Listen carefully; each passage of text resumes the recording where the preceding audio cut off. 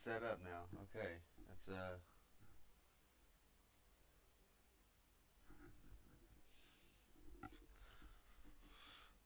that.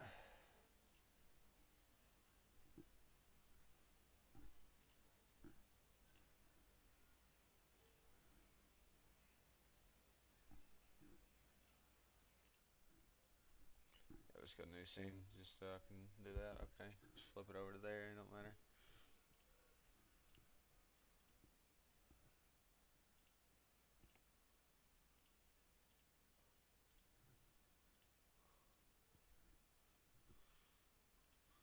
I didn't even see it here. Yeah, it does show me right here live. Okay, cool.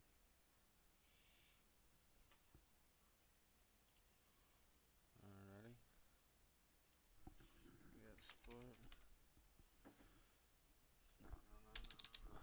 no, no, no. Right, I'll be done in just a second, guys. I'm just trying to get it on here.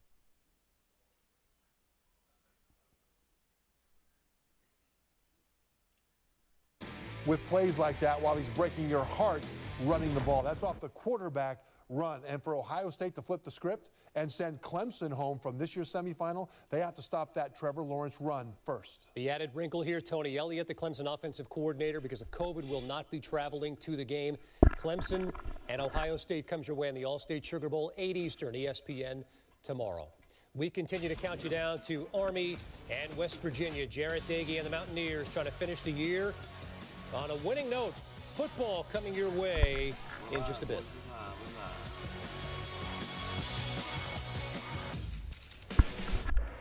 It's back. The only sandwich so sweet, salty, and savory. It decides when to be popular. The McRib, the most important sandwich of the year. Ba-da-ba-ba-ba.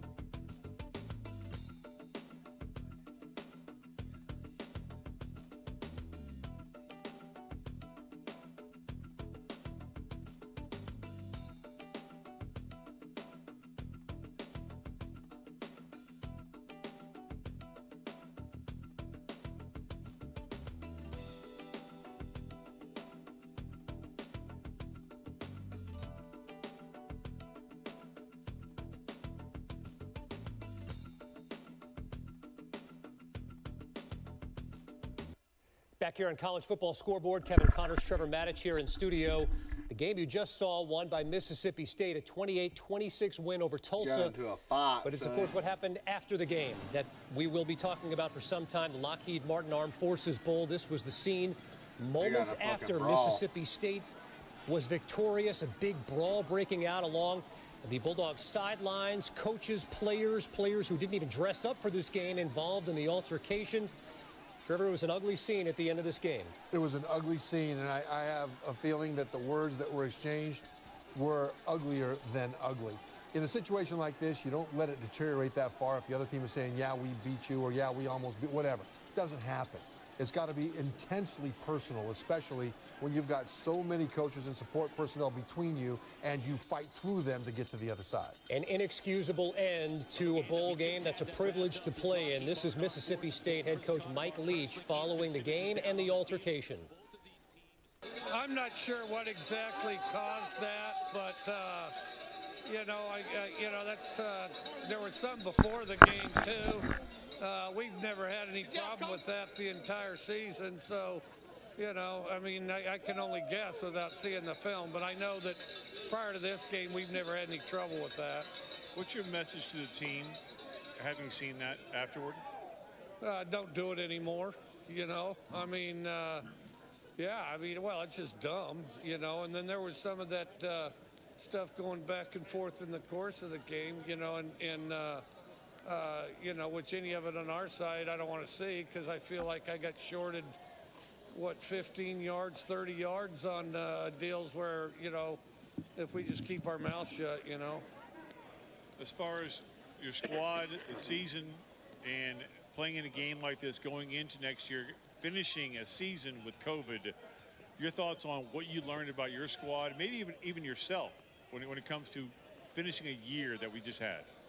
Well, you just got to be persistent and adjust. That's the most important thing. Adjust and be persistent. And, we had a young group, so we had a lot of space to grow and improve. And we're still a long ways off, but we made a lot of progress. Coach, good to see you. Congratulations on the win, and obviously the lessons learned after the game.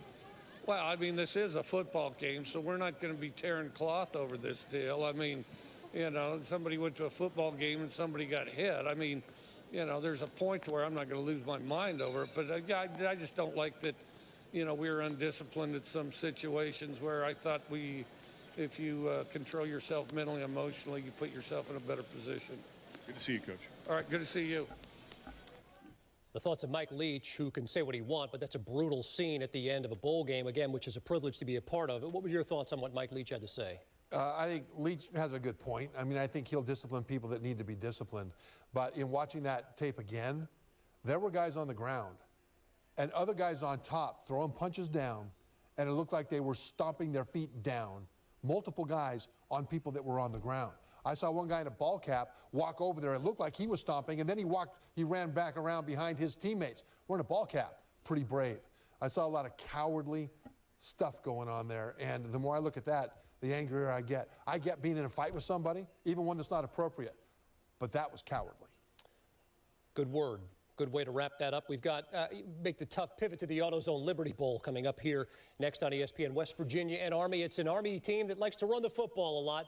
Is West Virginia capable of defending that run? They are. They've got good defensive guys up front that can slow it down. If they do, Army doesn't have a plan B, but neither does West Virginia. West Virginia wins when they run the ball well, but when they don't, their passing game doesn't work either. So who runs the ball better will win this game. How's that for a scoreboard show, right? In the middle of bowl season here. As we get ready for the national semifinals, we got a good one coming your way. The AutoZone Liberty Bowl, West Virginia and Army. Enjoy the football. We'll see you back at the half. Welcome to Capital One Bowl Mania.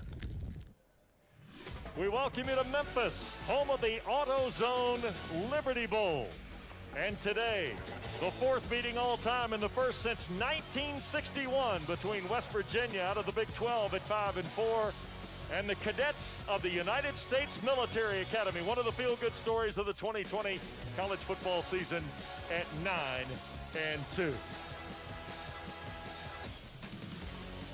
And this is the AutoZone Liberty Bowl. And with Roddy Jones, Wes Durham, you'll meet Eric Wood here in just a moment.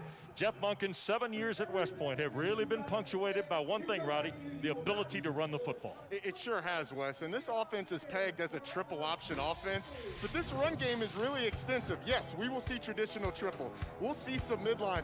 But you're also going to see trap, belly, zone read, a little bit of ISO. It is extensive what they do. They've had a ton of guys touch the football, and obviously one of the most prolific offenses in all of FBS. 10 different guys have scored touchdowns. There's a chance we could see a lot of Army Black Knights carrying it today. Well, and when you talk about running the football in Monken's tenure with the Black Knights, they have done a fantastic job doing it in FBS. Well, when you run it as much and as well as they do, you're going to end up in the top 5 in rushing in the country. It's part of what they do. The scheme here is to play complementary football. Control the ball, go for it on fourth down, put pressure on the opposing team's offense by keeping them on the sideline. Well, the Mountaineers of Neil Brown, who's in year 2 at Morgantown, have played just one ball game in the last 45 days. A very disappointing loss at Iowa State to end what was their regular season. They're excited today because they get to get their offensive battery going again. Yeah, they certainly do. And Neil Brown is really excited about what 2021 is going to bring. And it starts with these two guys. Jared Dagey, the second leading passer in all of the Big 12, has been incredibly efficient this season. He's taking care of the football a ton. Coming off a very disappointing game, as you mentioned, against Iowa State, though. But it all starts with this guy, Letty Brown. 5 100-yard rushing performances this season. second leading rusher in the Big 12. He has been absolutely fantastic. This offense is best when it runs through him. Well, Letty Brown has been sensational, and Neil Brown now in his second year at Morgantown. He was 3-0 in bowl games at Troy. This is his first trip to the postseason with the Mountaineers. And Jeff Bunkin, 7 seasons at Army.